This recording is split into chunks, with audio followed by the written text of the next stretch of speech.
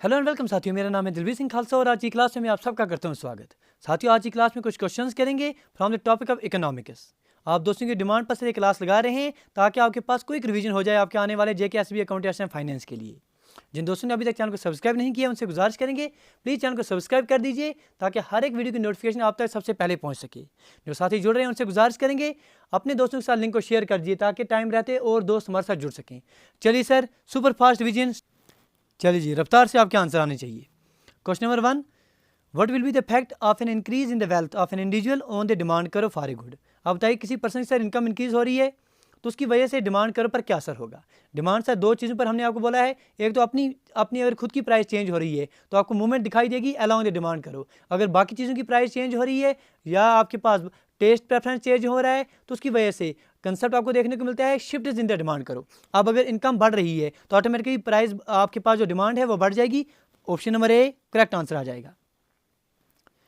Question number 2 पूछा जा रहा है compute the marginal opportunity cost. आपने अपॉर्चुनिटी कॉस्ट इसका निकालना है, ठीक है जी। In terms of numerical value हमने आपको पढ़ाया था। जब आप न्यूमेरिकल वैल्यू में देखते हैं कि मार्जिनल अपॉर्चुनिटी कॉस्ट किसके बराबर है, ratio of loss of output of the good foregone to the gain of the output of the good chosen. For example यहाँ पर आप देख रहे हैं एक्स है, पहले आपके पास 0 था अब 10 आ गया, मतलब इसको जो है बढ़ गया, इसमें इसको हमने जो है इसमें गेन कर दिया है। वैकेज वाई जो है आपके पास वाई कोई गुड है, पहले 200 यूनिट्स के ले रहे थे आप, अब 180 ले रहे हैं, मतलब इसका जो है आपने कुछ ना कुछ फार्गो किया है। 200 माइनस 180 डिवाइड बाई यहाँ आपके पास 10 माइनस 0 कितना हो गया सर, ये आपके पास ऊपर 20 आ जाएगा नीचे 10 आ जाएगा। करेक्ट आंसर 2 इसका आ जाएगा आपके पास मार्जिनल अपॉर्चुनिटी कॉस्ट। तो 2 कहाँ पर है, option number A. Question number 3, according to invisible hand theorem market economy and price mechanism ensures the achievement of. क्या अचीव करेंगे सर हम? सर इनविजिबल हैंड थ्योरम का कंसेप्ट सबसे पहले हमारे पास एडम स्मिथ के माध्यम से आ रहा है जब इन्होंने हमारे पास वेल्थ ऑफ नेशन कंसेप्ट दिया था, तो वहीं पर हमारे पास ये इनविजिबल हैंड थ्योरम का आ रहा है अनऑब्जर्वेबल मार्केट के लिए जो हमने कंसेप्ट पढ़ा था। चलिए सर आगे बढ़ेंगे, इसको आप सीधा सीधा आंसर बता दीजिए कि कितनी सर्टिफिकेशन चाहेगा बनाना। सर हम चाहेंगे मैक्सिमम, तो मैक्सिमम कहाँ है सर, यहाँ नहीं है, यहाँ नहीं है, कैंसिल आउट। सर्टिफिकेशन मैक्सिमम होनी चाहिए और सेक्रीफाइस क्या होनी चाहिए सर, कम से कम सेक्रीफाइस होना चाहिए, सेक्रीफाइस मिनिमम होनी चाहिए। तो correct answer option number D. किसी क्वेश्चन में आपको लगे सर विस्तार में आपको और जाना है तो डिस्क्रिप्शन लिंक आपके डिस्क्रिप्शन बॉक्स में लिंक मिल जाएगी, वहाँ से आप और बेहतर तरीके से पढ़ सकेंगे। 600 करोड़ आपके पास इन्वेस्टमेंट आ रही है। आउटपुट कैपिटल रेशियो, देखिए सर हम कंसेप्ट पढ़ते हैं, बचपन से पढ़ते आ रहे हैं, उसे हम COR कहते हैं, that is capital output ratio है। किसके बराबर होता है सर, आपके पास इन्वेस्टमेंट कितना कर रहे हैं आपके पास डिवाइड बाय आपके पास GDP, डेट इज ग्रोथ कितनी आ रही है। अब आपके पास उल्टा दे दिया है, कैपिटल आउटपुट रेशियो के बजाय इन्होंने आउटपुट कैपिटल रेशियो दे दिया 0.5 का, मतलब जब कैपिटल आउटपुट रेशियो आपने निकालना होगा 1/0.5 वो कितना हो जाएगा सर, 1/0.5 हो गया आपके पास 2, मतलब COR की वैल्यू आपके पास 2 आ जाएगी। इन्वेस्टमेंट कितने का दिया है आपके पास, इन्वेस्टमेंट आपके पास 600 करोड़ का दिया है। जी की वैल्यू सीधी सीधी क्या है, 2 1 2 3 300 करोड़ आपके पास सही आंसर है। ऑप्शन नंबर ए बिल्कुल। आपने याद क्या रखना है सर, क्वेश्चन करने की जरूरत नहीं है, सिंपल याद रख दी कि COR इज इक्वल टू आपके पास इन्वेस्टमेंट कितनी कर रही है डिवाइड बाय आपके पास ग्रोथ कितना हो रहा है। Amount of capital needed to produce 1 unit of output, that is capital output ratio. Question number 5, integrating the domestic economy with world economy. आप डोमेस्टिक इकोनॉमी को वर्ल्ड इकोनॉमी के साथ रिलेट कर रहे हैं। हमने सर कंसेप्ट पढ़े थे 1991 में, हमने रिफॉर्म लाए थे, LPG पर हम गए थे, ठीक है जी। तो यहाँ पर ही हमारे पास जी का कंसेप्ट आ रहा है जिसे आप ग्लोबलाइजेशन कहते हैं। सर यही कंसेप्ट आपको दर्शाता है।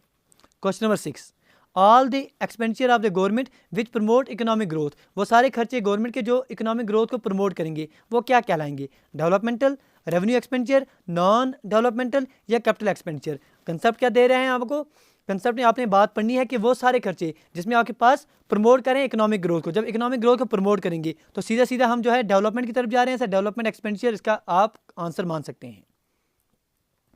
Question number 7, under which structure reforms the Indian government formally devalued rupees by 18 to 19% in July 1991 to restore international competitiveness. आपको पता है सर 1991 में हमने रिफॉर्म लाए तो उससे पहले हमारे पास बड़ी खस्ता हालत हो गई थी, तो हम गए थे सर IMF के पास, हम कटोरा लेके गए थे, हमें सर मदद कीजिए, हमारी जो है सहायता कीजिए। उन्होंने बोला था आपको रिफॉर्म्स लाइए, ठीक है। वहीं पर हमारे पास कंसेप्ट आया था, उसी दौरान हमने अपने पैसे की जो वैल्यू है वो कम कर दी थी ताकि बाहर से निवेश आ सके, बाहर से इन्वेस्टमेंट यहाँ पर आ सके। तो किस रिफॉर्म को मद्देनजर रखते हुए हमने सर ये काम किया था, पैसे की वैल्यू हमने घटाई थी, that is trade and capital flow reforms. Question number 8, which employment program was designed to provide self employment more than, sir कौन सा ऐसा एम्प्लॉयमेंट प्रोग्राम आ रहा था जिसका हमने मकसद रखा था कि कई मिलियन लोगों को सर एम्प्लॉयमेंट मिलेगा जब हम क्या स्टार्ट करेंगे, माइक्रो एंटरप्राइज में enterprise under the 8th 5-year plan. तो किसके माध्यम से सर ये हुआ था, none other than prime minister Rozgar Yojana. तो correct answer option number A.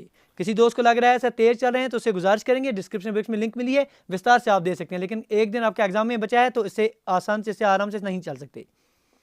Question number 9, the following demand function for readymade trousers is given. अब देखिए सर इस क्वेश्चन के लिए रिकमेंड करेंगे आप, डिस्क्रिप्शन बॉक्स में लिंक है वो देख लीजिएगा, लेकिन कंसेप्ट क्या है थोड़ा हम दे देंगे यहाँ पर आपको। दो चीज़ें हम पढ़ते हैं सर इस क्वेश्चन के लिए, एक तो होता है आपके पास प्राइस इलास्टिसिटी ऑफ डिमांड, जिसे आप ईडी से देते हैं सर प्राइस इलास्टिसिटी डिमांड कितनी है, उसे आप कहते हैं सर कितनी चेंज आ रही है, कितनी परसेंटेज चेंज आएगी आपकी डिमांड में डिवाइड बाई कितनी परसेंटेज चेंज आ रही है आपकी प्राइस में। एक कंसेप्ट ये होता है, इसकी वैल्यू आप जो है सीधा सीधा आप लेते हैं कि जो आपके पास इलास्टिसिटी डिमांड हो जाती है delta Q divide by Q into P divide by delta P. इसी तरह से दूसरा कंसेप्ट आपके पास आता है जो कि इस क्वेश्चन में आपको जरूरत लग रहा है इनकम के लिए, तो उसे आप कहते हैं income elasticity of demand. Income elasticity of demand EF से आप डिनोट करते हैं, वो क्या है सर आपके पास कितना प्रोपोर्शनेट चेंज आ रहा है quantity demanded, that is delta Q divide by Q whole divide by कितना आ रहा है सर आपके पास प्रोपोर्शनेट चेंज कितना आ रहा है इनकम में, delta M divide by M. तो इन दोनों को इस्तेमाल करके आपके पास करेक्ट इसका आंसर आ जाएगा।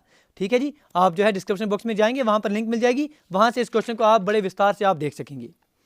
तो इसका correct answer option number D आ जाएगा, क्योंकि क्विक रिवीजन में हम वही क्वेश्चन करेंगे जिसमें आपको कम समय लगे।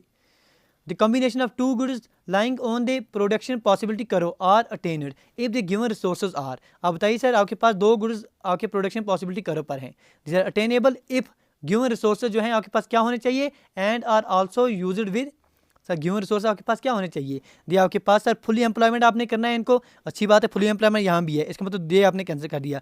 और रिसोर्स को किस तरह से यूज़ करना है आपने, सर आपने इनको इन एफिशिएंसी से, सर नहीं सर हम इन्हें एफिशिएंसी से यूज़ करेंगे, that is option number B, बिल्कुल सही आंसर आ रहा है। Resources are fully employed and are also used with productive efficiency.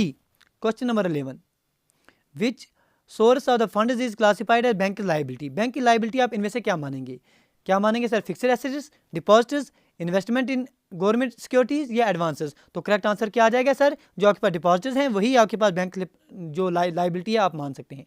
बेहतर तरीके से आप जो अकाउंटेंसी पढ़ रहे हैं तो इसमें हम क्या बताएं आपको।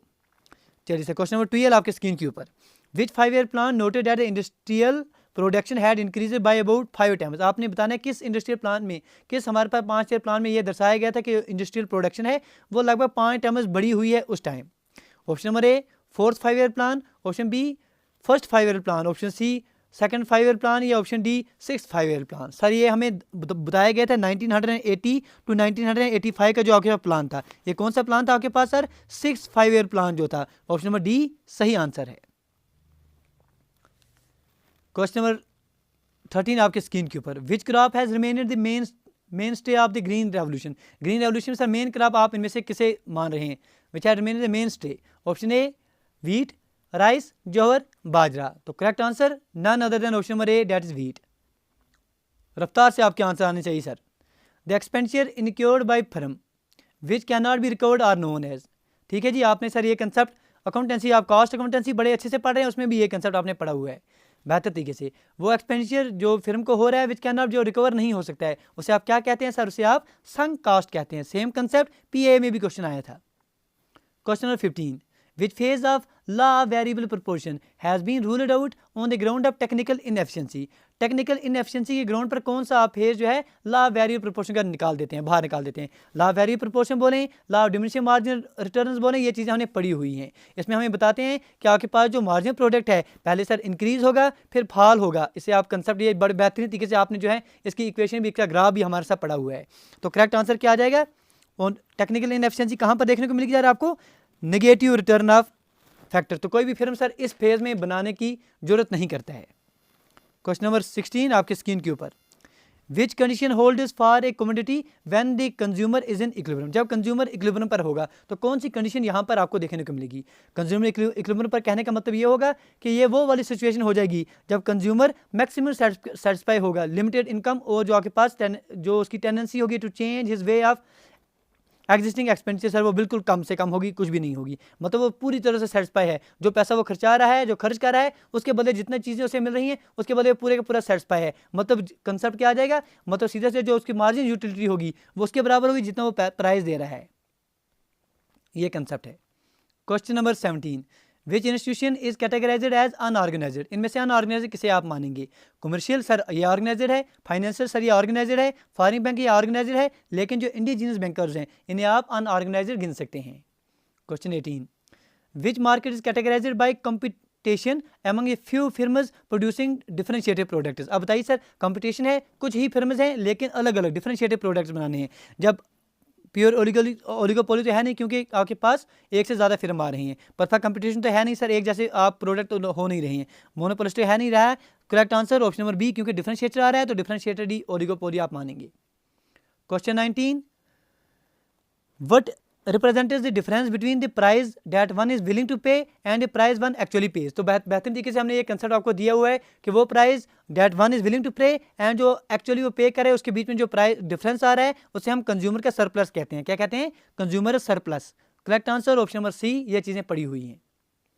चलिए दोस्तों, question number 20, as per the government budget the interest payment are estimated as 10,000 crore which is about 40% of the primary deficit. आपको बताना है कि फिजिकल डिफिसिट जो है किसके बराबर है। 4 ऑप्शन आपके पास हैं, ये कर लीजिएगा आप आराम से। हम कंसेप्ट आपको दे रहे हैं कि फिजिकल डिफिसिट हमने आपको पढ़ाया है किसके बराबर होता है। सर हमारा असल में कर्जा कितना है प्लस उस पर हमने जो है इंटरेस्ट कितना देना है, ठीक है जी। मतलब हमारे पास मूलधन में हमारे पास कर्जा कितना है, दैट इज प्राइमरी हमारा डिफिसिट कितना है, ठीक है, अच्छी बात है।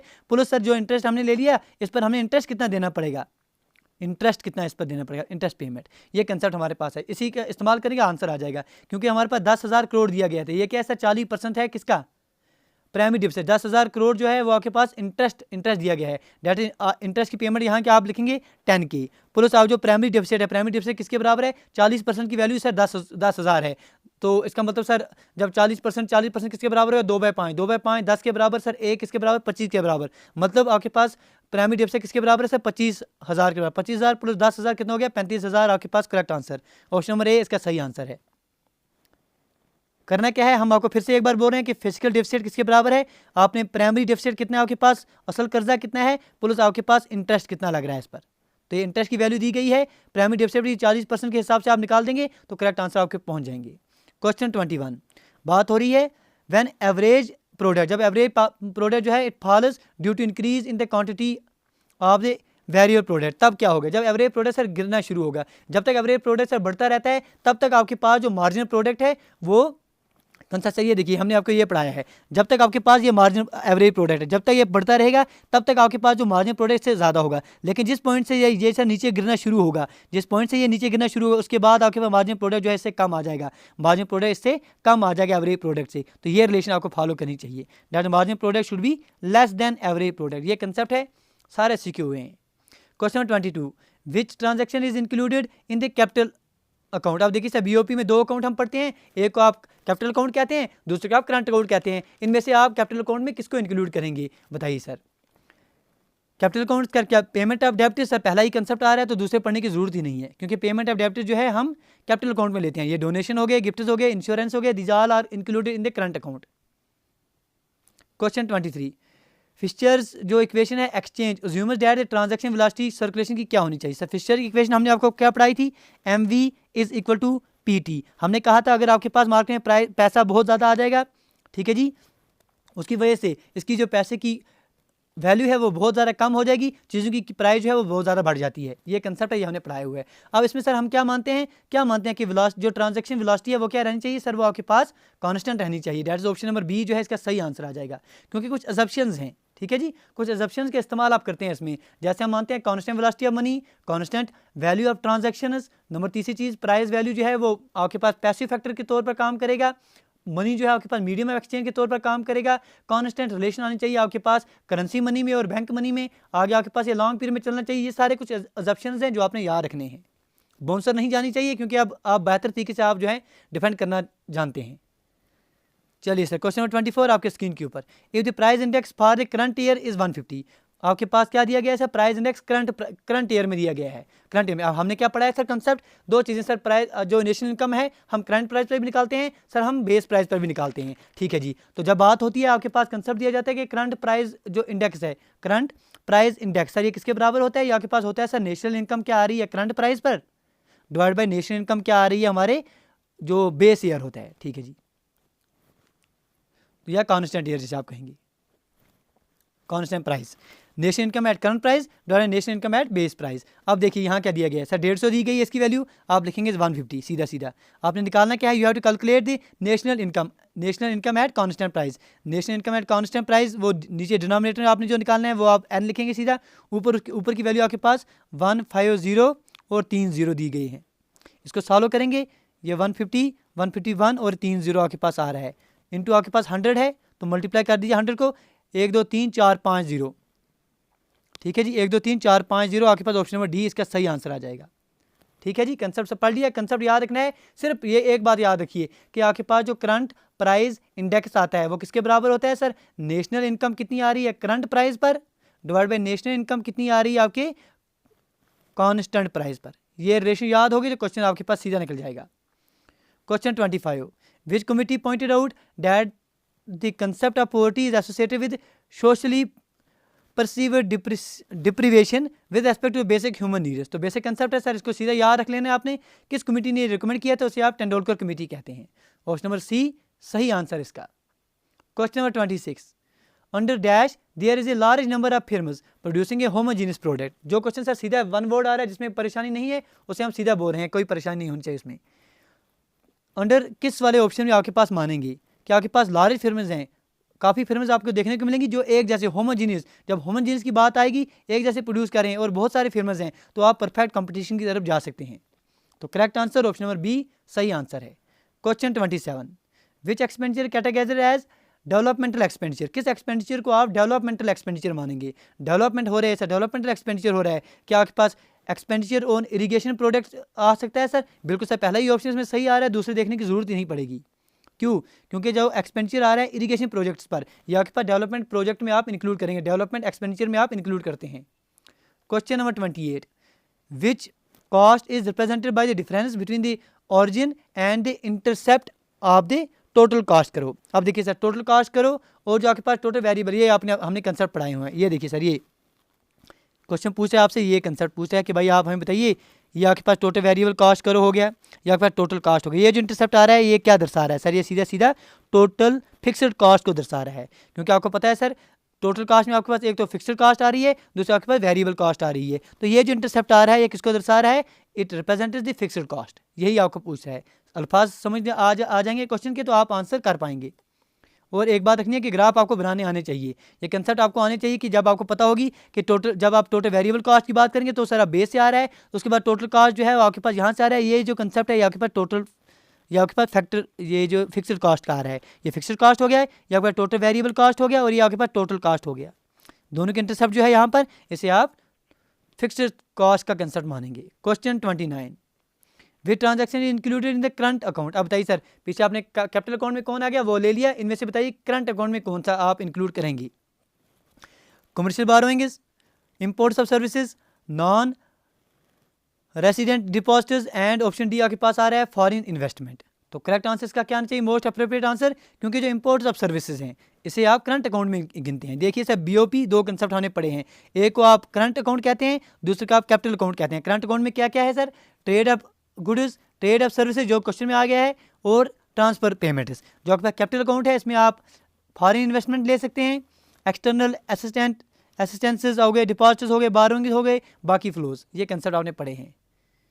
चलिए क्वेश्चन नंबर 30 आपके स्क्रीन के ऊपर, deposits which are payable on demand and can be withdrawn by the public through cheques are called. उन्हें आप क्या कहते हैं सर, जो डिमांड से निकाल पाएंगे तो सीधे से उन्हें आप डिमांड डिपॉजिटर्स ही कहेंगे।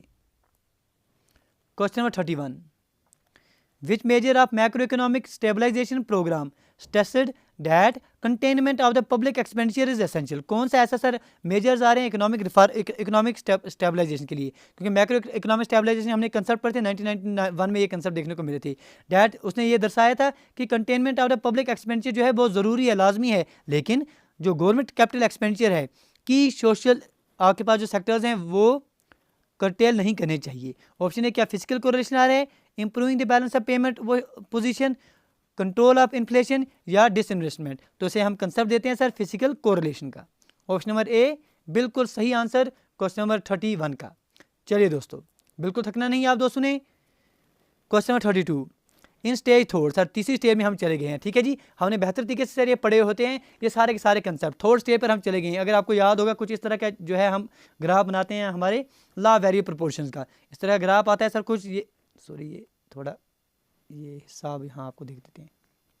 ठीक है, पहले आप बढ़ता रहता है ये इंक्रीजिंग रेट में, फिर कम होता है डिक्रीजिंग रेट में, उसके बाद नेगेटिव हो जाता है। ये जो हो गया सर, ये फॉर एग्जाम्पल ये आपके पास पहली स्टेज हो गई, फर्स्ट स्टेज हो गई, यहाँ से यहाँ तक आपके पास सेकंड स्टेज हो गई, ये जो आपके पास थर्ड स्टेज हो गई। अब थर्ड स्टेज की बात हो रही है, थर्ड स्टेज में आपने देख लिया किस तरह का ग्राफ है। चलिए अब बताइए थर्ड स्टेज में क्या बात हो रही है। थर्ड स्टेज में क्या पूछा है कि दी टोटल प्रोडक्ट क्या है सर, टोटल प्रोडक्ट क्या है, इसका राइज हो रहा है नहीं हो रहा है सर, राइज हो रहा है नहीं हो रहा है, टोटल प्रोडक्ट क्या डिक्लाइन हो रहा है, बिल्कुल या ये आ सकता है या ये आ सकता है। उसके बाद जो टोटल प्रोडक्ट करे वो स्लोप कहाँ की तरफ है सर, वो नीचे की तरफ जा रहा था, दैट इज डाउनवर्ड है। Correct answer option number C. अगर आपको ये कंसेप्ट याद होंगे टोटल वेरिएबल किस तरह से हमने सर एक कंसेप्ट बनाए हैं, किस तरह से पढ़ाए हैं, तो आपका कोई भी क्वेश्चन इस ग्राफ पर कैंसिल नहीं हो सकता है, लॉ वेरिएबल प्रोपोर्शंस। चलिए मेरे दोस्तों क्वेश्चन नंबर 33 आपके स्क्रीन के ऊपर बिल्कुल इस तरह से है, कीजिए अटेम्प्ट। बात हो रही है which factor determines the incidence of tax borne by the producer and the consumer. Tax incidence का कंसेप्ट हमने बड़े बेहतर तरीके से सीखा था जब इस क्वेश्चन के बारे में हमने पढ़ाया था आपको। तो बताइए सर कौन सा फैक्टर डिटरमाइन करेगा incidence of tax borne by the producer and consumer. Option A both cross elasticity and income elasticity, neither cross elasticity nor income elasticity, both elasticity of the demand as well as elasticity of supply. तो correct answer option number C. दोनों के दोनों जो है इसे sir असर करेंगे। दो तरीके के कंसेप्ट पढ़ेंगे। अगर अब आपके पास सप्लाई जो है वो ज़्यादा इलास्टिक होगी, देखिए या तो सप्लाई हो सकती है ज़्यादा इलास्टिक या तो डिमांड। अगर सप्लाई ज़्यादा इलास्टिक होगी तो जो टैक्स का बर्डन है वो किस पर शिफ्ट हो जाएगा, वो बायर पर शिफ्ट हो जाएगा, जो खरीदार है उस पर शिफ्ट हो जाएगा। इसके बरक्स अगर आपके पास जो डिमांड है वो ज़्यादा इलास्टिक होगी एज़ कम्पेयर टू सप्लाई, तो जो प्रोड्यूसर होगा वो बेयर करेगा आपके पास कॉस्ट ऑफ टैक्स। इसीलिए सर ये दोनों पर both elasticity of demand as well as elasticity of supply इस पर निर्भर है। चलिए सर क्वेश्चन नंबर 33 आपके स्क्रीन के ऊपर which factor induces the movement of the economy from one production possibility curve to another. एक प्रोडक्शन पॉसिबिलिटी कर्व से आप दूसरे प्रोडक्शन पॉसिबिलिटी कर्व में जा रहे हैं, कौन सा इनमें से इंड्यूस करेगा, कौन सा फैक्टर इंड्यूस करेगा। Fuller employment of given resources, partial employment of given resources, increase in resources. हाँ जी, इंक्रीज रिसोर्स, अगर रिसोर्स इंक्रीज हो रही हैं तो ही सर हम एक प्रोडक्शन पॉसिबिलिटी कर्व से दूसरी की तरफ हम जा सकते हैं। Question number 35 in which money market uncollateralized borrowings and lending of the funds take place on overnight। एक नाइट में, ओवरनाइट में हम सर पैसा लेते हैं और उसका लेन देन खत्म कर देते हैं। ठीक है जी, तो ये हमने अकाउंटेंसी में भी कंसेप्ट पढ़े हुए हैं कॉस्ट अकाउंटेंसी के अंडर। तो करेक्ट आंसर क्या कमर्शियल पेपर आ रहे हैं, कॉल मनी, ट्रेजरी या रिपो मार्केट, उसे आप सर कॉल मनी मार्केट कहते हैं। चलिए जी question number 36 the compulsory payment levied on the persons और companies to meet the expenditure incurred और on conferring common benefits upon the people. अब सीधे सीधा पूछा है कि वो जो लाजमी जो देना ही देना है आपने गवर्नमेंट को, ठीक है जी, कंपनीज हो या पर्सनस हो, तो उसे आप क्या करेंगे। अगर इसके बदले आपको कोई सर्विस नहीं मिल रही है, फॉर एग्जाम्पल आप कुछ कर दे रहे हैं सर गवर्नमेंट को, उसके बदले कोई ना कोई आपको सर्विस दे रहे हैं, कोई ना कोई आपको कुछ चीज़ फराहम कर रहे हैं, तो आप फी दे रहे हैं, क्या दे रहे हैं फिर आप फी। लेकिन अगर आप सीधा सीधा दे रहे हैं गवर्नमेंट को, तो कोई चीज़ आपसे लिए जा रही है जो लाजमी तौर पर आपने देनी ही देनी है, उसे आप टैक्स कहेंगे। क्या कहेंगे, टैक्स कहेंगे। ऑप्शन नंबर सी सही आंसर है। टैक्स और फी में फ़र्क जानिए सर।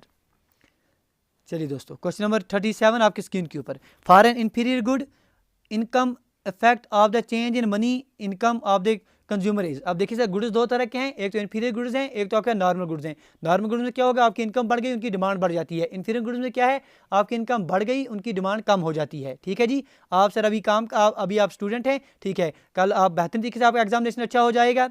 उम्मीद करेंगे आप दो जो हैं सारे के सारे अच्छे कामयाब हो जाएंगे। FA में सर आपका जॉब लगे है बेहतर तरीके से। आज आपके पास इनकम कुछ भी नहीं है, कल को आपके इनकम सर 60 to 70K आ रही है सर महीने की। अभी आप जो है वही लावा का पुराना मोबाइल इस्तेमाल कर रहे हैं, कल को सर कहाँ आप तो आईफोन की तरफ चले जाएंगे। तो ये लावा की फ़ोन की जो पुराने फ़ोन है आपके चाइनीज़ फ़ोन जो है उनकी डिमांड क्या है, कम हो जाएगी। तो इन्हें क्या कहेंगे, नेगेटिव।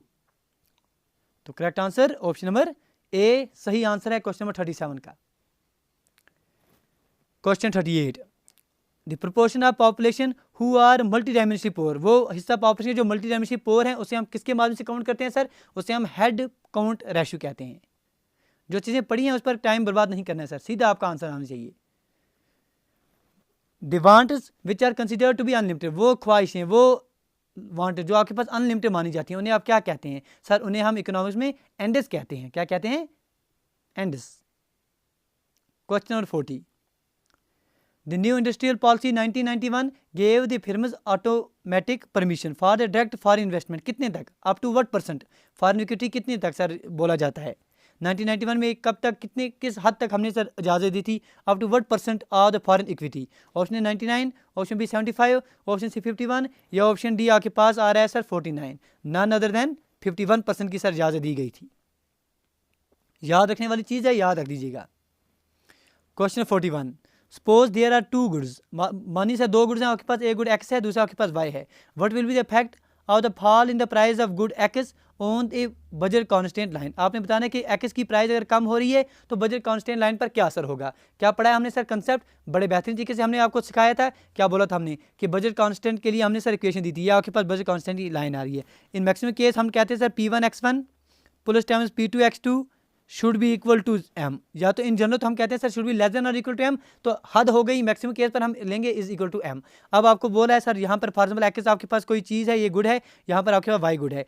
यहाँ एक्स की प्राइस को क्या बोला था, अगर एक्स की प्राइस सर कम हो रही है, ये आपके पास आ जाता है यहाँ पर आपके पास m डिवाइड बाई P1, यहाँ पर आपके पास m डिवाइड बाई P2, ये पड़ा हुआ है। अब अगर P1 की जो प्राइस है x की वो कम होगी, जब P1 कम होगा तो ये m डिवाइड बाई P1 क्या हो जाएगा सर, ये बढ़ जाएगा, मतलब ये यहाँ से लेकर कहाँ की तरफ चल जाएगा, यहाँ तक, that is m divide by P1 dash. अगर P1 डैश जो है वो कम आ रहा है P1 से, मतलब क्या है, अगर प्राइस जो है वो कम हो रही है, डिक्रीज हो रही है, तो इसका असर क्या होगा, तो जो आपके पास शिफ्ट है कहाँ की तरफ देखने को मिलेगा सर, राइट की तरफ।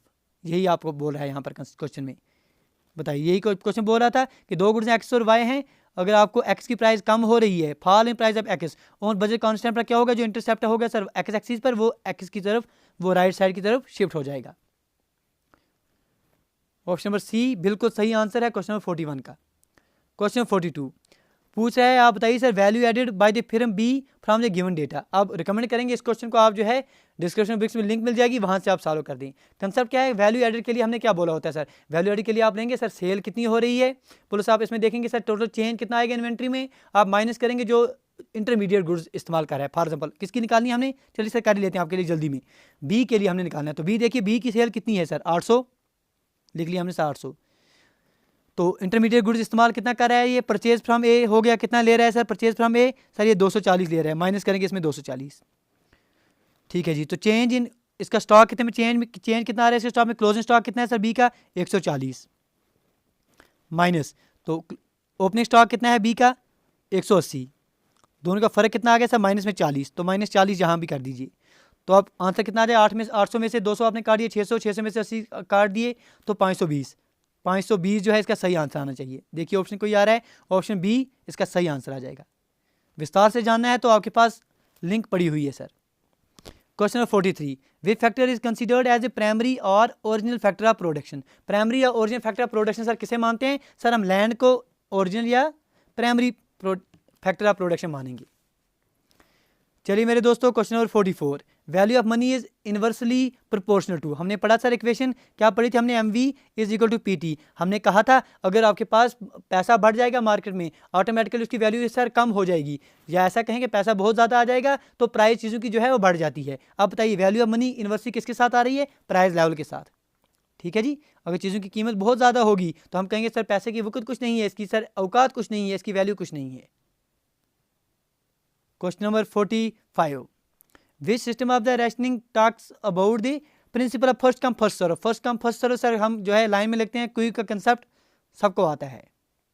Question number 46, which property is categorized as real property. Real property आप किसे मानेंगे, ठीक है जी। बेहतर तरीके से आप दो सर अकाउंटेंसी में तो माहिर हो गए हैं, रियल अकाउंट क्या है, पर्सनल अकाउंट क्या है, नॉमिनल अकाउंट क्या है, आपसे बेहतर कोई नहीं जानेगा। तो correct answer option number A building.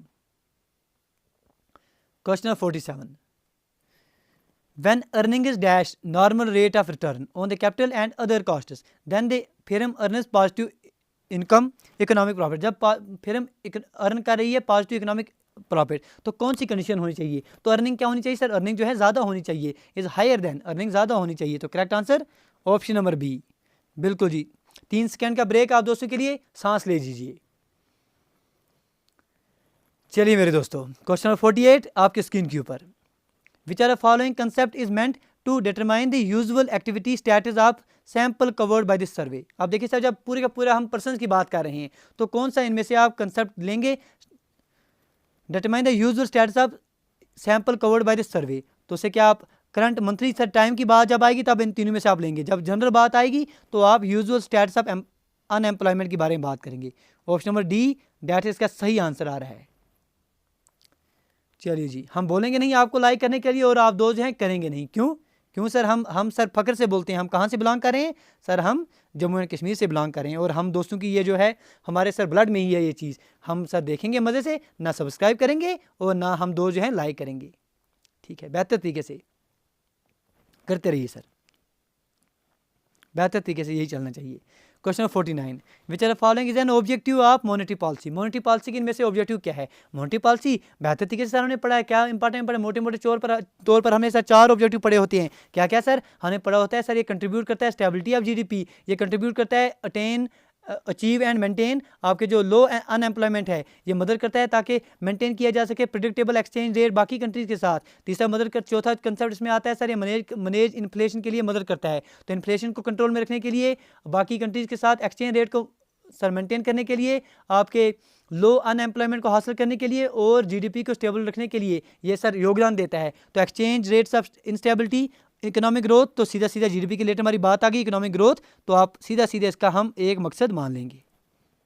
Question number 50, suppose A and B are substitutes. A और बी दो सब्स्टिट्यूट्स हैं सर। ए हमारे पास टी है, बी हमारे पास कॉफ़ी है। ठीक है जी। Determine the effect of rise in price of good. Sir B जो है डेट इज कॉफ़ी की कीमत बढ़ गई तो ए की डिमांड में क्या होगा सर? बी वाले भी यहीं शिफ्ट हो जाएंगे। इसका मतलब जो है ए की डिमांड जो है ऑटोमेटिकली बढ़ जाएगी। That is rightward shift देखने को मिलेगा आपको in the demand curve of A. ठीक है, अच्छी बात है, समझ रहे हैं बातों को? तो आप दो जो हैं लाइक शेयर और सब्सक्राइब करते रहिए। Question number 51, this factor induces the movement of the economy from a point inside of the production possibility curve to a point on it. अंदर से लेकर हम बाहर जा रहे हैं। अगर आपके पास एक प्रोडक्शन करो से दूसरी तरफ जा रहे हैं, इसका मतलब आप चेंज कर रहे होंगे किसकी? अगर आप रिसोर्स में चेंज कर रहे हैं तो तब बात होगी। लेकिन अगर आपके पास अंदर से ही आप प्रोडक्शन पॉसिबिलिटी करो पर जा रहे हैं तो मतलब आप एम्प्लॉयमेंट कर रहे हैं किसकी? आपने ही गिवन रिसोर्स की, partial employment of given resources. Question 52, why is capital output ratio in developing countries higher? आपको सर COR का कंसेप्ट अभी हमने दे दिया कि सर कितना आपको इन्वेस्टमेंट करना पड़ेगा आपको ग्रोथ करने के लिए। तो COR की वैल्यू जनरली आपके पास डेवलपिंग कंट्री में हायर होता है। क्यों होता है? इनमें से 4 ऑप्शन में से मोस्ट अप्रोप्रिएट आंसर क्या लगना चाहिए सर? क्योंकि relatively inefficiency of the industries producing capital goods. Sir ये ऑप्शन जो है मोस्ट अप्रोप्रिएट आंसर आप मान सकते हैं। ड्यू टू, क्योंकि नाकाबिलियत है, इनएफिशिएंसी है इंडस्ट्रीज जो प्रोड्यूस कर रहे हैं कैपिटल गुड्स, ये सर एक रीज़न आ सकता है आपके क्वेश्चन नंबर 52 में। Question 53, what will be the effect of an increase population on saving and investment. अब देखिए सर पॉपुलेशन बढ़ गई तो सेविंग पर क्या होगा? ऑटोमेटिकली सर पॉपुलेशन बढ़ गई तो सेविंग पर तो कमी आनी ही आनी है। ठीक है, सेविंग कम हो जाएगी सर। इन्वेस्टमेंट जो आपने की थी वो भी सर कम आ जाएगी। तो बोथ सेविंग इन्वेस्टमेंट जो है वो कम हो जाएंगी। That is option number D correct answer है।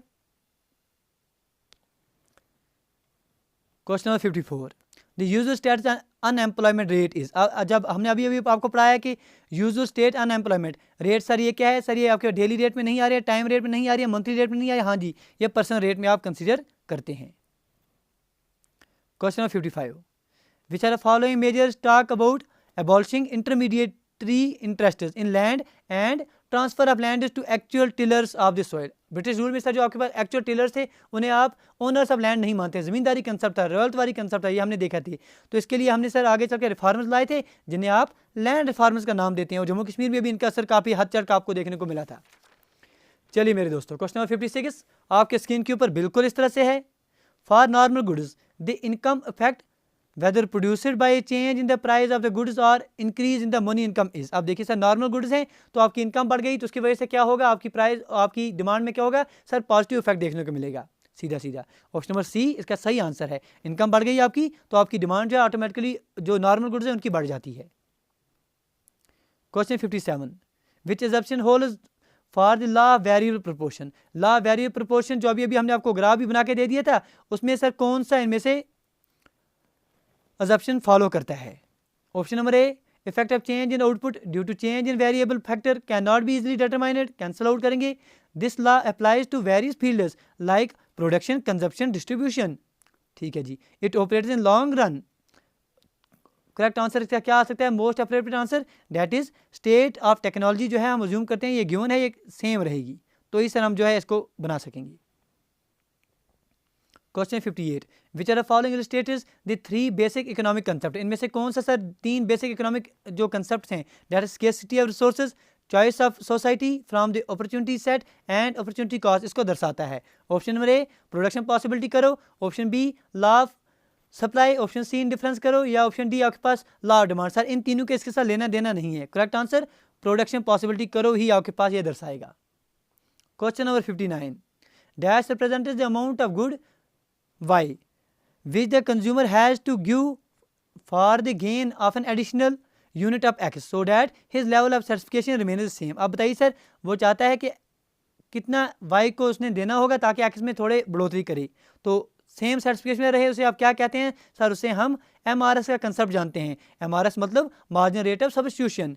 बेहतर तरीके से हमने पढ़े हुए हैं सर, तो correct answer option number B आ जाएगा।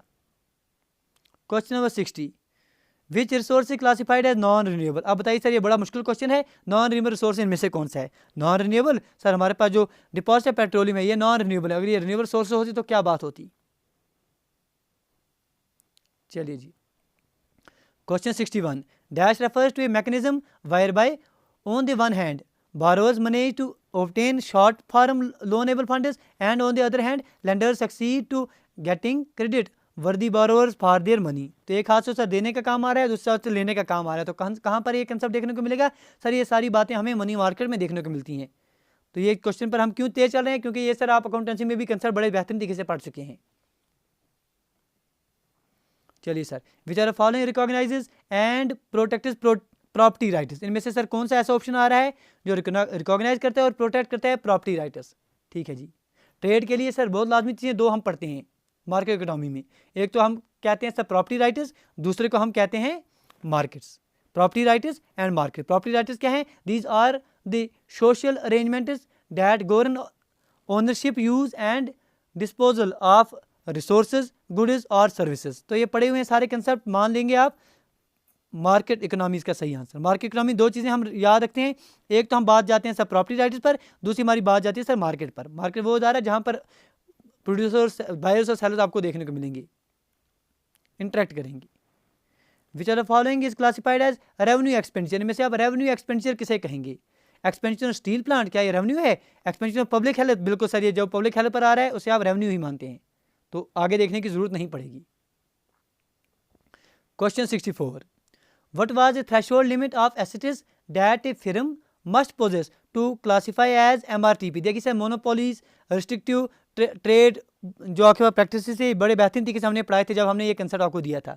हमने कहा था गवर्नमेंट चाहती थी कि कुछ ही लोग जो हैं कब्जा करके ना बैठ जाएं, इसलिए सबसे पहले हमारे पास 1969 में कंसेप्ट आया था। हमने कहा था सर आपके पास 20 करोड़ की हमने लिमिट लगाई थी, 20 करोड़ की। फिर सर अमेंडमेंट किया गया आगे चलकर 1986 में, उधर हमने बोल दिया सर 100 करोड़ का लिमिट रख दीजिए। फिर हमने रिफॉर्म्स के बाद 1991 के बाद ये सारे की सारी लिमिट जो है वो खत्म ही कर दी है, जितना मर्जी आप उतना रख लीजिए। तो correct answer option number B, that is 100 crore, क्योंकि बिफोर बोल रहा है, इससे पहले 1991 रिफॉर्म से पहले, तो 100 करोड़। अगर स्टार्ट से पूछा जाए कभी तो 20 करोड़ लीजिएगा answer. Question number 65, dash is concern with the income and expenditure of the public authorities and with the adjustment of one two another. कौन इनमें से सर कंसर्न करेंगे, मानेंगे आप with income and expenditure public authority के साथ? Public authority के बाद सर जब बात आएगी तो कैपिटल नहीं आएगा, फाइनेंशियल मार्केट नहीं आएगा, बिल्कुल पब्लिक फाइनेंस जो है आप करेक्ट आंसर मान सकेंगे। Question 65, dash refers to the minimum income with entrepreneur must get in order to stay. आप देखिए सर, कम से कम वो कितना चाहिए सर एक एंटरप्रेन्योर को जिंदा रहने के लिए, सर मार्केट में सर्वाइव करने के लिए कम से कम कितना चाहिए?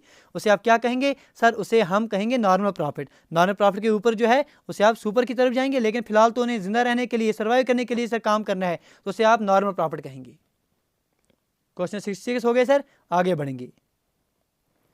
Question number 67, personal disposal income is equal to personal disposal income किसके बराबर है? सर हमारी पर्सनल इनकम कितनी है, इसमें से हम जो पर्सनल टैक्स है वो माइनस कर देंगे, हम पहुंच जाएंगे पर्सनल डिस्पोजल इनकम पर। ये कहाँ पर आ रहा है ऑप्शन आपके पास? ये पर्सनल इनकम हमारी, इसमें पर्सनल टैक्स माइनस कर दीजिए और आपके पास सही आंसर पहुंच जाएंगे आप। चलिए मेरे दोस्तों, क्वेश्चन नंबर 67 बिल्कुल आपकी स्क्रीन के ऊपर।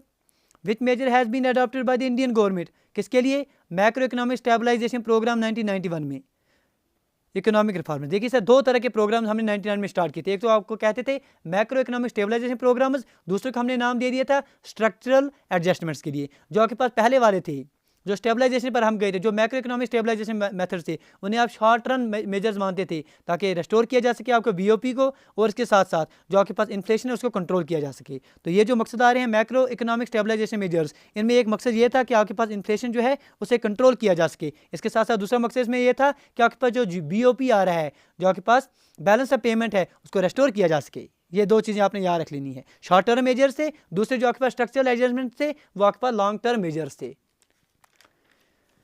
चलिए दोस्तों, question number 69, calculate the national income from the given data. फिर से रिकमेंड करेंगे जिन दोस्तों ने सर खुल के देखना है इस क्वेश्चन को, उनके लिए लिंक डिस्क्रिप्शन बॉक्स में है, खुल के देख लीजिएगा।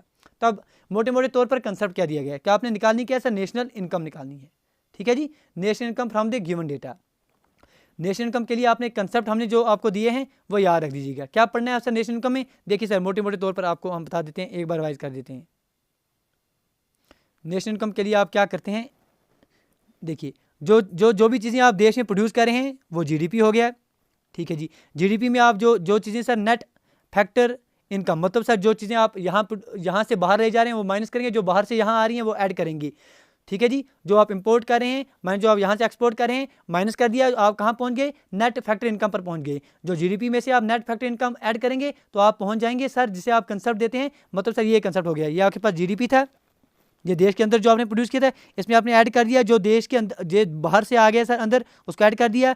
जो देश के यहाँ से बाहर चला गया, इन दोनों को मिलाकर आपने कंसेप्ट दे दिया नेट फैक्टर इनकम का। तो आप कहाँ पहुँच गए? इन दोनों को ऐड करके हम पहुँच गए हैं सर नेट, हम पहुँच जाएंगे, ये थोड़ा यहाँ साफ कर दीजिए इसको, ये देखिए, तो हम पहुँच गए सर जीडीपी के बाद ग्रॉस नेशनल प्रोडक्ट पर। अब जो ग्रॉस नेशनल प्रोडक्ट आपके पास आ गया, इस ग्रॉस नेशनल प्रोडक्ट में से आप डिप्रिसिएशन माइनस करेंगे। क्या करेंगे? डिप्रिसिएशन माइनस करेंगे, तो आप पहुंच जाएंगे नेट नेशनल प्रोडक्ट पर। ये सारे के सारे चीज़ें जो है आप मार्केट कॉस्ट पर निकाल रही हैं। लेकिन जब आपके पास नेशनल इनकम की बात आएगी तो नेशनल इनकम क्या होती है sir? National income is nothing but the net national product at factor cost. तो मतलब आपने मार्केट कॉस्ट से लेकर फैक्टर कॉस्ट पर पहुँचना है। तो आप क्या करेंगे सर? जो आपके पास नेट नेशनल प्रोडक्ट है एट फैक्टर कॉस्ट, ये किसके बराबर होता है? ये होता है आपके पास जब आपने ये निकालना है, ये निकलेगा आपके पास नेट नेशनल प्रोडक्ट जो आपने मार्केट कॉस्ट पर निकाल दी है, माइनस आप इसमें से करेंगे net indirect taxes.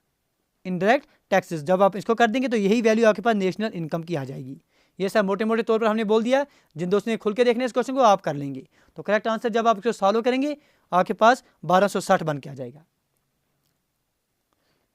Question number 70, import of machinery is recorded in the account and borrowing from the abroad is recorded. आप बताइए सर, हमने बीओपी में 2 अकाउंट दे दिया आपको, एक को हमने कैपिटल दे दिया, दूसरे को हमने नाम दे दिया करंट का। आप बताइए सर, जो आप इंपोर्ट करें मशीनरी, सर मशीनरी किस में आएगी सर? सीधा सीधा हमारे करंट अकाउंट में आ जाएगी। अच्छी बात है।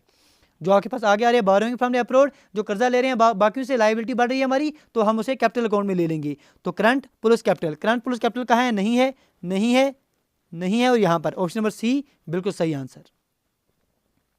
Question 71, dash income elasticity signify that the quantity demanded of the good is quite in unresponsive. देखिए सर, कौन से इनमें से सर आपको दर्शाएगा, कौन से इनमें से आप इनकम इलास्टिसिटी मानेंगे? जो दर्शाएगा जो आपके पास क्वांटिटी जो आप डिमांड कर रहे हैं गुड की, वो बहुत ज़्यादा अनरेस्पॉन्सिव दिखा रहा है चेंज ऑफ इनकम को, तो उससे यूनिटी नहीं कहेंगे। यूनिटी मतलब जितना दिखाएगा उतना ही वो भी दिखाएगा। पॉजिटिव में अगर आपके पास थोड़ा चेंज आएगा वो वहाँ बहुत ज़्यादा चेंज दिखाएगा, नेगेटिव में आपके पास रिवर्स देखने को मिलेगा। लेकिन अगर जीरो आ रहा है, जीरो इनकम इलास्टिसिटी आ रही है, तो यहाँ से आपके पास अंदाज़ा मिल जाएगा कि आपके पास जो क्वांटिटी डिमांडेड ऑफ गुड है वो क्वाइट अनरेस्पॉन्सिव है to the change of income.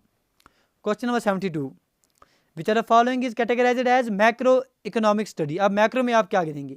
Micro और मैक्रो इकोनॉमिक्स बड़े बेहतरीन तरीके से पढ़े हैं। हाउस होल्ड सर माइक्रो में, एलोकेशन रिसोर्स माइक्रो में, मार्केट डिमांड ऑफ एप्पल्स एक की है तो आपके पास माइक्रो में। एग्रीगेट डिमांड जो है, एग्रीगेट डिमांड बात करेंगे तो आपके पास मैक्रो कंसेप्ट आप लेना पड़ेगा। Question 73, what is the another name of equal product करो, इक्वल प्रोडक्ट करो का सर और एक नाम आपके पास क्या आता है? इक्वल प्रोडक्ट करो को और एक हम नाम जानते हैं, जैसे आप प्रोडक्शन इन डिफरेंस करो कहते हैं। तो correct answer option number C, option number A इसका सही है, प्रोडक्शन इन डिफरेंस करो। चलिए दोस्तों, चलिए चिंता मत कीजिए सर, एक सेकेंड। ओके जी, ओके, चलिए आगे बढ़ेंगे सर। क्वेश्चन नंबर 74 आपके स्क्रीन के ऊपर बात हो रही है, विच equation represents the income versus quantity theory of money. आप बताइए सर, हमने फिशर का कंसेप्ट हमने 550 बार हमने लिख के दे दिया आपको, M V is equal to P T, M V is equal to P T कितनी बार बोल दिया? तो correct answer option number A, याद रख दीजिएगा आप। Question 75, the compulsory payment made by person who receive. आप देखिए सर, अब तो पहले हमने आपको बोला कि पर्सन सर जरूरी गवर्नमेंट कोई ना कोई आपसे ले रही है, कुछ आपकी इनकम में से हिस्सा ले रही है, कंपनी हो, फिर्म हो, खुद हो, कुछ इंसान, कोई आम आदमी हो, सबसे ले रही है, उसके बदले आपको कुछ नहीं मिल रहा है, ओवरऑल सबके लिए सर वो ले रही है, सबको सर डिस्ट्रीब्यूट कर रही है, फिर कुछ ना कुछ उसके लिए फॉर एग्जाम्पल आपसे टैक्स ले लिया, तो उस पैसे से आपके लिए सबके लिए सहूलियत दे रही है, तो वो हो गया टैक्स। लेकिन अगर आपसे गवर्नमेंट कुछ पैसा ले रही है, उसके बदले आपको साथ में कुछ चीज़ मिल रही है, तो आप उसके हम क्या कह रहे हैं, उसे हम फी कह रहे हैं। पर्टिकुलर बेनिफिट कोई मिल रहा है, कोई सर्विस दे रहे हैं, आप बाग में जा रहे हैं, उसके लिए आपने चार्ज दे दिए, फीस दे दी, तो उसे आप कंसिडर करेंगे फी, ना कि टैक्स। फर्क जान के रख दीजिएगा। क्वेश्चन नंबर 76 आपके स्क्रीन के ऊपर क्या है sir? Which are following concept of unemployment of time rate पर। टाइम रेट पर जब बात आएगी तो जो आपका यूजुअल है उसे आप कैंसिल आउट कर देंगे, ठीक है जी। टाइम रेट पर क्यों, पर्सन रेट पर हमने सर यूजुअल कंसेप्ट दिया था। जब टाइम रेट की बात आएगी तो करंट डेली स्टेटस अनएम्प्लॉयमेंट, बिल्कुल जी, ऑप्शन नंबर सी इसका सही आंसर है, most appropriate answer, current daily status unemployment. Question number 77, in which economy the government plays the complete role. अब देखिए सर, मेनली मोटे मोटे तौर पर हम पढ़ते हैं market economy, capital economy, socialist economy, ये सारे पढ़े होते हैं। क्या पढ़ा है हमने? जब गवर्नमेंट जो है कंप्लीट रोल अदा करेगी तो हम सर सोशलिस्ट की तरफ जा रहे हैं। कहाँ जा रहे हैं? सोशलिस्ट की तरफ जा रहे हैं। वायरा जो आपके पास कैपिटलिस्ट है, वहाँ गवर्नमेंट जो है सिर्फ रेगुलेटरी तौर पर, जो कंप्लीमेंट्री बॉडी है, उसी के तौर पर रोल अदा करती है। तो correct answer option number C, that is socialist economy. पूरे का पूरा जो सर कंट्रोल है वो गवर्नमेंट के हाथ में है। Question 78, which change will RBI undertake when there is recession और डिप्रेशन। आप देखिए रिसेशन का दौर चल रहा है, आपकी जो बिजनेस है, जो बाकी चीज़ें हैं वो बड़ी सर खसारे में चल रहे हैं, वो सक्सेसफुल नहीं है, तो उसको स्टेबल करने के लिए, उसको आगे ले जाने के लिए RBI कौन से कदम उठाएगा? सर RBI कोशिश करेगा कि आपके जो बैंक रेट्स हैं उनको उनमें कमी लाई जाए, उनमें रिडक्शन लाई जाए, ताकि पैसा मार्केट में आ जाए, उसकी वजह से सर फिर से सुधार हो सकता है। Question 79, if the price elasticity of firm average revenue curve at a given level of output is equal to 1। अगर सर आपके पास ये 1 के बराबर आ रहा है तो तब आपके पास मार्जिनल रेवेन्यू किसके बराबर आ जाएगा? 3 कंसेप्ट हमने आपको पढ़ाए हैं। क्या पढ़ाया हमने सर? हमने पढ़ाया अगर आपके पास price elasticity of firm average, अगर आपके पास एवरेज रेवेन्यू करो जो है किसी भी लेवल पर, किसी भी पॉइंट पर, अगर ये आपके पास सर 1 आ जाता है तो आपके पास जो मार्जिनल रेवेन्यू है वो हमेशा किसके बराबर होने चाहिए? वो हमेशा आपके पास 0 के बराबर होता है। देखिए कंसेप्ट क्या था हमने पढ़ा?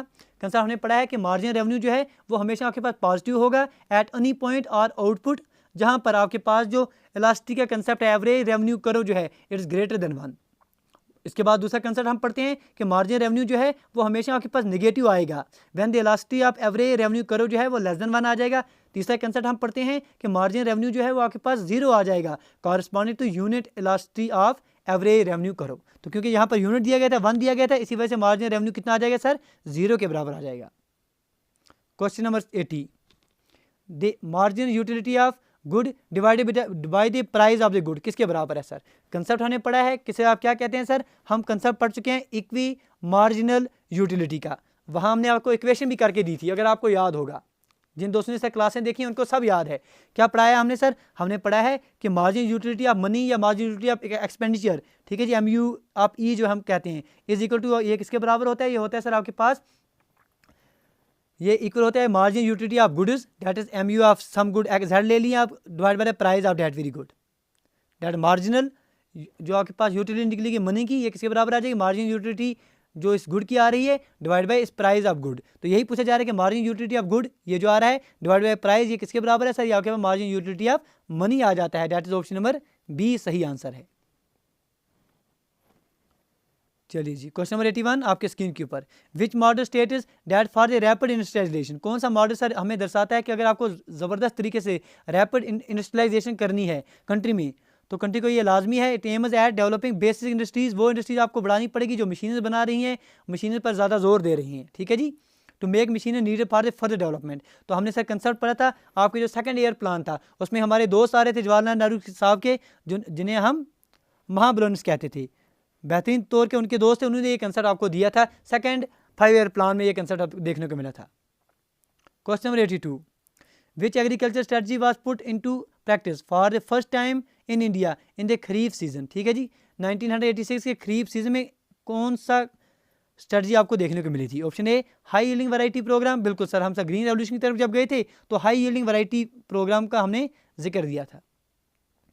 Question number 83, cheaper imported goods was one of the reason behind, जो आपके पास सस्ते चीपर जो सर चीप तरह के इम्पोर्टेड गुड्स थे, ये एक रीज़न था किसका?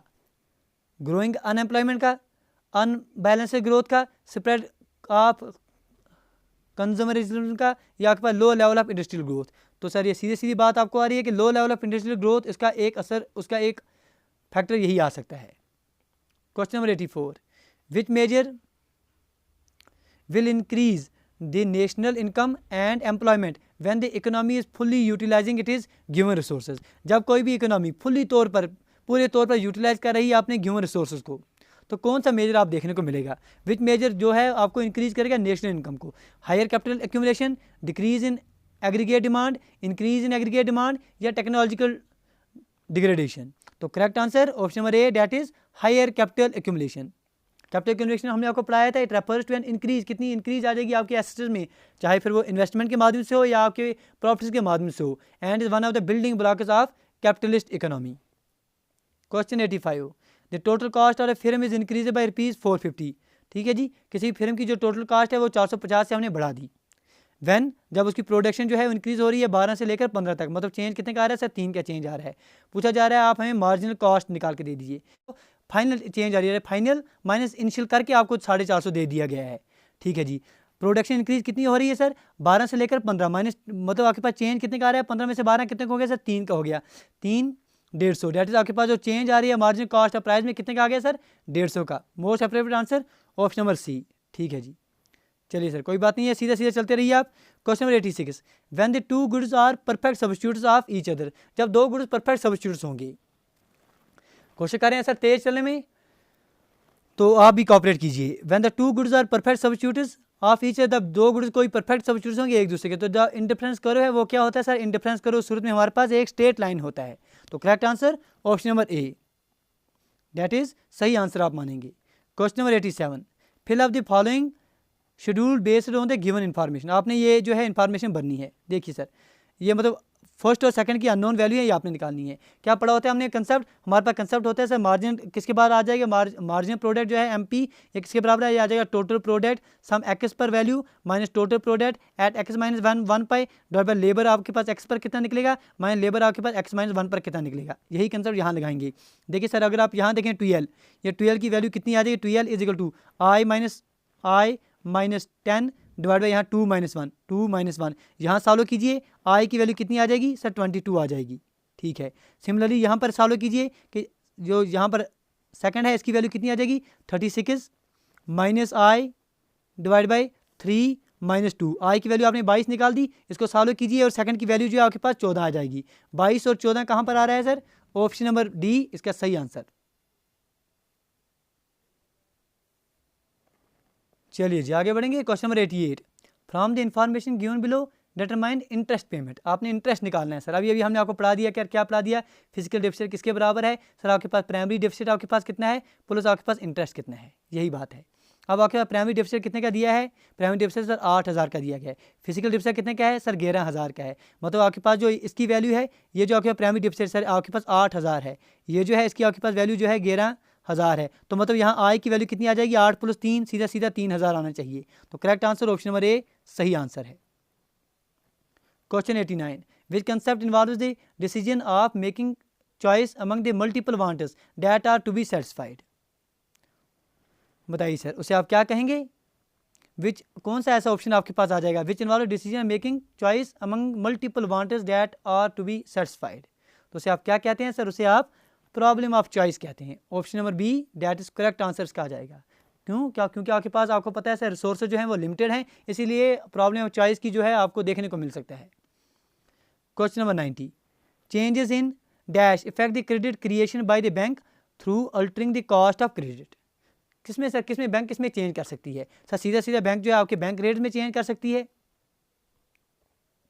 Question number 91, which measure of the macro economic stabilisation programme stated that the government can justifiably raise user charges on public utilities like electricity, irrigation, transportation and water.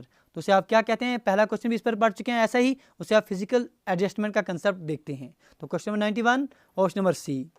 Question number 92, in which economy private sector has the freedom to choose line of production. अब देखिए private sector sir ये इजाज़त है, वो choose line of production से choose कर सकता है, मतलब सर सोशलिस्ट की तरफ आप नहीं जा रहे हैं, पूरे का पूरा कंट्रोल गवर्नमेंट का नहीं है। बट लेकिन गवर्नमेंट क्या है सर, क्लोज वॉच रख सकती है। जब गवर्नमेंट क्लोज वॉच रखेगी तो आप सीधा सीधा कैपिटल की तरफ नहीं जाएंगे, आप मिक्सड की तरफ चले जाएंगे, मिक्सड इकोनॉमी में। Question 93, a consumers only 2 goods. एक कंज्यूमर सर एक्स और वाई 2 गुड्स कंज्यूम कर रहा है। Consumers a combination of 2 goods with margin utility of X equal to 30 और जो मार्जिन यूटिलिटी वाई की आ रही है वो 20 है। ठीक है जी। अगर प्राइस एक्स की जो है वो 6 पर यूनिट आ रही है, आपसे पूछा गया है कि आप हमें प्राइस बताइए वाई की। अगर कंडीशन ये है कि कंज्यूमर इक्विलिब्रियम पर है, अगर कंज्यूमर इक्विलिब्रियम पर होगा तो जो आपके पास मार्जिन यूटिलिटी निकलेगी एक्स की डिवाइड बाय जो आपके पास प्राइस निकलेगी एक्स की शुड बी इक्वल, जो मार्जिन यूटिलिटी आपके पास आ रही है वाई की डिवाइड बाय जो प्राइस आ रही है वाई की। इस इक्वेशन में सॉल्व कीजिए, आपके पास आंसर चुटकी में आ जाएगा, क्योंकि जो आपके पास इसकी वैल्यू है ये 30 दी गई है डिवाइड बाई ये पी एक्स की वैल्यू आपके पास 6 दी गई है, ये जो ऊपर वाली वैल्यू है यहाँ पर आपके 20 आ रही है, ये आपके पास अननोन है पी वाई, तो पी वाई की वैल्यू आपके पास सीधे सीधे 4 आ जाएगी। Correct answer option number C. Question 94, expenditure incurred on civil administration and defence. जो आपके पास जो खर्चे आप सिविल एडमिनिस्ट्रेशन पर करें, डिफेंस पर करें, उसे आप किस में गिनेंगे, plan expenditure, development expenditure, capital expenditure या नॉन प्लान। सारी आपके पास नॉन प्लान एक्सपेंडिचर में आ जाते हैं। That is option number D, बिल्कुल सही आंसर आप मानेंगे इसका। चलिए दोस्तों, question number 95 sir, question number 95 आपके स्क्रीन के ऊपर। What will be the effect of an increase in the quantity of money. अगर आप पैसा बढ़ रहा है, एग्रीगेट डिमांड पर क्या होगा। सीधा सर जब क्वेश्चन में ये ना दिया होगा कि गुड्स आपके पास इंफीरियर हैं या आपके पास नॉर्मल है, तो मान के चलिए सर गुड्स आपके पास नॉर्मल चल रहे हैं, जब पैसा बढ़ जाएगा तो उनकी डिमांड में क्या होगा सर, उनकी डिमांड में बढ़ोतरी आ जाएगी। डेट इज आपके पास जो एवरेज, जो आपके पास एग्रीगेट डिमांड है वो किसकी तरफ चला जाएगा सर, वो राइट की तरफ शिफ्ट होना चाहिए। That is option number B. Question number 95 का यही सर आंसर आप मान लेंगे। Question number 96, the margin rate of technical substitution between 2 perfect substitute. अगर आपके पास 2 परफेक्ट सब्स्टिट्यूट्स हैं तो उनके बीच में आपके पास जो मार्जिन रेट ऑफ सब्स्टिट्यूशन निकलेगा MRS, क्योंकि आपके डेल्टा वाई डेल्टा एक्स के बराबर होता है सर ये। ठीक है जी, ये हमने पढ़ा हुआ है। अगर आप ये दोनों चीज़ें क्या हैं सर, ये दोनों चीज़ें परफेक्ट सब्स्टिट्यूट्स हैं, तो उस सूरत में आपके पास क्या आ जाएगा answer, it should be option A remain constant, decreases, increases at diminishing rate, increase at the increasing rate. तो correct answer that is it remains constant, क्योंकि ये सर परफेक्ट सब्स्टिट्यूट्स हैं तो कोई असर नहीं होगा, remains constant. Option number, question number 97, why does the total revenue करो स्टार्ट। आप बताइए सर टोटल रेवेन्यू करो कहाँ से स्टार्ट होता है, आपको पढ़ा है सर हमने। तो ये आपके पास, अगर आपके पास आउटपुट हो गया या क्या प्राइस है, तो हमने पढ़ा है कि टोटल रेवेन्यू किसके बराबर है सर, प्राइस कितनी आ रही है इंटू कितनी क्वांटिटी आप प्रोड्यूस कर रहे हैं, पी इंटू क्यू। तो कहाँ से स्टार्ट हो रहा है, बिल्कुल आप देख रहे हैं सर, बिल्कुल ऑरिजिन से स्टार्ट हो रहा है। तो करेक्ट आंसर ऑप्शन नंबर ए। हम बोलेंगे नहीं और आप लाइक करेंगे भी नहीं, ठीक है, अच्छी बात है सर, मत करिए सर, आप नहीं बोलेंगे। Question number 98, good is having negative income elasticity. वो गुड जिनकी आपके पास नेगेटिव इनकम इलास्टिसिटी, आपकी सर प्राइस, आपके पास इनकम बढ़ गई, उनकी सर डिमांड कम हो गई, उन्हें आप क्या कहेंगे सर, आपके लिए वो इन्फीरियर गुड्स हैं। क्या हैं वो, आपके पास इन्फीरियर गुड्स कहलाएंगे। Question 99, the part of short run margin cost curve. वो हिस्सा आपके मार्जिन कॉस्ट करो का which lies above the minimum point of the average variable cost curve forms the, वो क्या कहलाएगा सर, क्योंकि आपको पता है सर आपके पास जो आपकी सप्लाई करो है वो इसका एक हिस्सा बनता है, तो उसे आप शॉर्ट रन सप्लाई करो कहते हैं। ये हमने with the help of graph आपको पढ़ाया हुआ है, दिखाया हुआ है। Question number 100, Which concept talks about distributing the given amount of production goods and services among millions of people for consumption के लिए in such a way so as to maximize the total satisfaction of the society. तो कौन सा concept इनमें मानेंगे? Efficiency in consumption, allocation efficiency, efficiency in production, efficiency in product mix. तो correct answer क्यों consumption की बात हो रही है, तो correct answer option number A, that is efficiency in consumption. चलिए दोस्तों, इस क्लास को यहीं तक रखेंगे, कोशिश करेंगे एक और क्लास में बाकी कुछ क्वेश्चन रहेंगे उनको ख़त्म करने की. उम्मीद करेंगे कि via this class, via this MCQs आपके बहुत सारे कंसेप्ट रिवाइज हो गए होंगे. सिर्फ सर इतनी ही कोशिश करें आप दोस्तों के साथ कि एग्जाम से पहले आपको बेहतर तरीके से रिवाइज करा सके चीज़ों को. जितने बेहतर तरीके से आप रिवाइज करेंगे उतने बेहतर तरीके से आप एग्जामिनेशन में प्रदर्शन करके दिखाएंगे. उम्मीदें आप दोस्तों से बड़ी लगाई हुई हैं और उम्मीद करते हैं कि आप दोस्त जो हैं बेहतर तरीके से आप प्रदर्शन करके दिखाएंगे. चलिए सर, मिलते हैं सर अगली वीडियो में. Till then do take your best care. Thank you, thanks a lot for watching.